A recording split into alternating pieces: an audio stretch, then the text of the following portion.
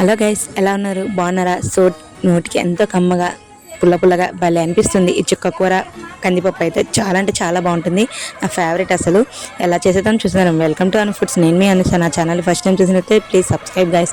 ముందుగా కందిపప్పుని ఉడకబెట్టి పక్కన పెట్టేసుకోవాలి. తర్వాత ఒక కడాయి పెట్టేసుకొని అందులో కొంచెం ఆయిల్ వేసుకొని కొంచెం జీలకర్ర, తర్వాత ఒక 2 పచ్చిమిరపకాయలు లేదా మిరపకాయలు మీ ఇష్టం, తర్వాత కొంచెం కరివేపాకు, తర్వాత అల్లం వెల్లుల్లి కొంచెం పచ్చిమిరపకాయలు ఇలా కచ్చపిచ్చాగా దంచి అందులో వేసేసుకోండి. తర్వాత ఏమో చిన్నగా తురిమి పెట్టుకున్న టమాటాలను కూడా వేసేసుకొని కొంచెం ఉప్పు కొంచెం పసుపు వేసి దోరగా వేయించేసుకోండి.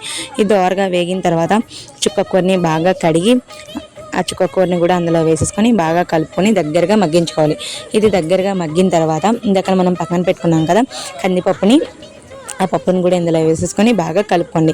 ఇది బాగా కలిసిన తర్వాత ఇందులోనే కొంచెం ధనియాల పొడి, తర్వాత కొంచెం అంటే కొంచెం ఇంగు కూడా వేసుకోండి. టేస్ట్ చాలా బాగుంటుంది. తర్వాత మీకు రుచికి సరిపడే కారం కూడా వేసేసుకొని బాగా కలిపేసుకోండి.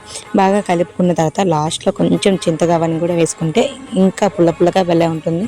తర్వాత కొంచెం వాటర్ వేసేసుకొని దగ్గరగా మగ్గించుకోవాలి. ఇలా దగ్గరగా మగ్గేంతవరకు దీన్ని ఉడికించుకొని లాస్ట్లో కొంచెం అంటే కొంచెం కొత్తిమీర వేసి ఒక 10 నిమిషాలు ఉడకనివ్వాలి.